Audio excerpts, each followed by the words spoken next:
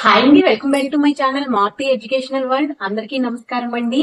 ఈ రోజు నేను ఏపీ డిఎస్సికి మరియు బిఈడి ఎవరైతే చేస్తున్నారో వాళ్ళకి చాలా ఉపయోగపడే టాపిక్ చైల్డ్ డెవలప్మెంట్ లోని ప్రవర్తన సమస్యల గురించి చెప్తున్నానండి.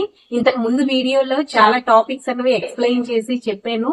చైల్డ్ డెవలప్మెంట్ మీద చెప్పాను, అలాగే సోషల్ మెథడాలజీ కూడా చాలా ఇంపార్టెంట్ టాపిక్స్ అనేవి చెప్పానండి. ఒకసారి ఛానల్ గాని చెక్ చేస్తే మీకు అర్థమవుతుంది.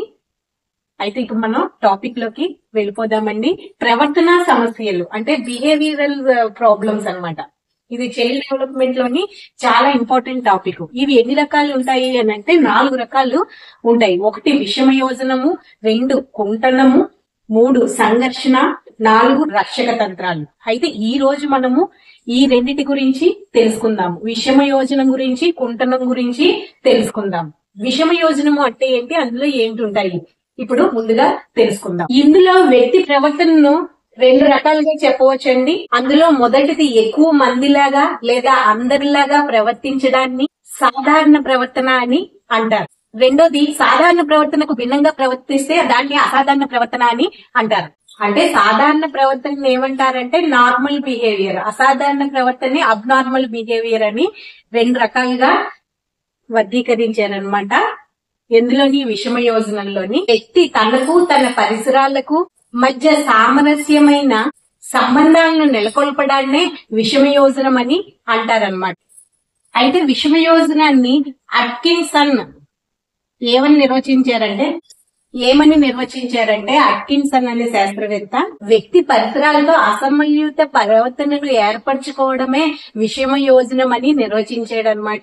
అయితే విషమయోజన లక్షణాలు 3 రకాలండి. 1 శారీరక లక్షణాలు, 2 ప్రవర్తన లక్షణాలు, 3 ఉద్వేగ లక్షణాలు. అయితే మొదటిది శారీరక లక్షణాల గురించి తెలుసుకుందాం. విషమయోజనం కలగడం వల్ల నిద్రలేమి, అస్తమానం తలపోకోవడం, గోళ్లు కొరగడము, కాళ్ళను ఆడించడం ఇటువంటి లక్షణాలు కనబరుస్తారనమాట.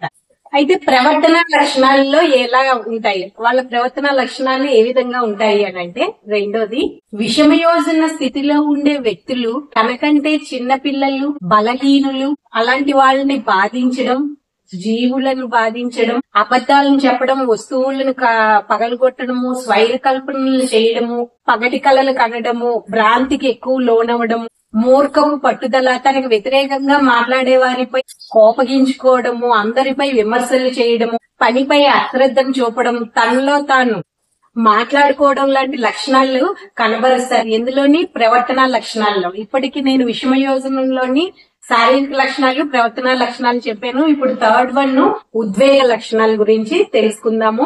ఈ ఉద్వేగ లక్షణాలు ఎలా ఉంటాయి అని అంటే కోపము, భయము, న్యూన్యతాభావము, అసూయ, అసహ్యము, చిరచిరలాడటం, అస్తమానం అలగడం, చిన్న చిన్న విషయాలకి ఎక్కువ ఉద్రేక పడిపోవడము, ఇలాంటివన్నీ ఈ లక్షణాలు అన్నమాట. అంటే ఉద్వేగ లక్షణాలు అన్నమాట. అయితే ఈ విషమయోజనాలకి కారణాలు ఏంటో కూడా ఇప్పుడు తెలుసుకుందామండి. విషమయోజనాల కారణాలు ఏంటుంటాయంటే వ్యక్తిగత కారణాలు ఉంటాయి, కుటుంబ కారణాలు ఉంటాయి, సామాజిక సాంస్కృతిక కారణాలు ఉంటాయి, పాఠశాల కారణాలు ఉంటాయి ఈ విషమ ప్రయోజనాలు ఏర్పడ్డానికి. ఇప్పుడు ఇది విషమయోజనం గురించి. Next one కుంటనం. కుంటనం అంటే ఏంటి?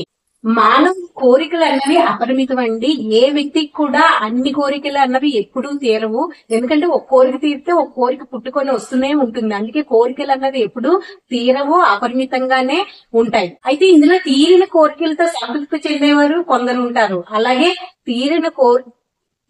తీరిపోయిన కోరికల గురించి ఆలోచిస్తూనే తీరని కోరికల గురించి ఆలోచించేవారు కూడా కొంతమంది ఉంటారు. వాటిని నెరవేర్చుకోవడానికి కూడా ప్రయత్నం చేసేవాళ్ళు కొందరు ఉంటారు.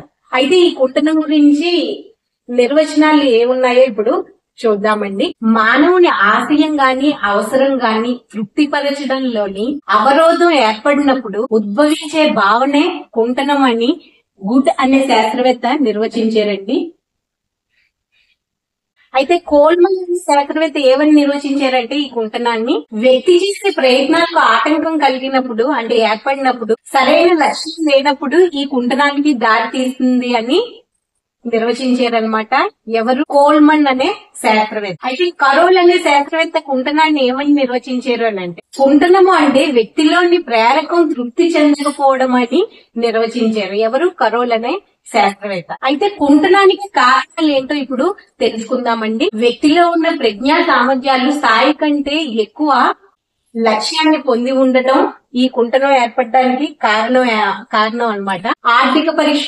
ఆర్థిక పరిస్థితులకు అనుగుణంగా నడుచుకోలేకపోవడం, అలాగే ఇతరులతో సంబంధాలను నెలకొల్పలేకపోవడం, మారుతున్న పరిస్థితులకు అనుగుణంగా మారలేకపోవడము, ఇవన్నీ కుంటనానికి కారణాలుగా చెప్పవచ్చండి. అయితే కుంటనం దాని పర్యవసనం ఏంటేంటి ఉంటాయో ఇప్పుడు తెలుసుకుందాము.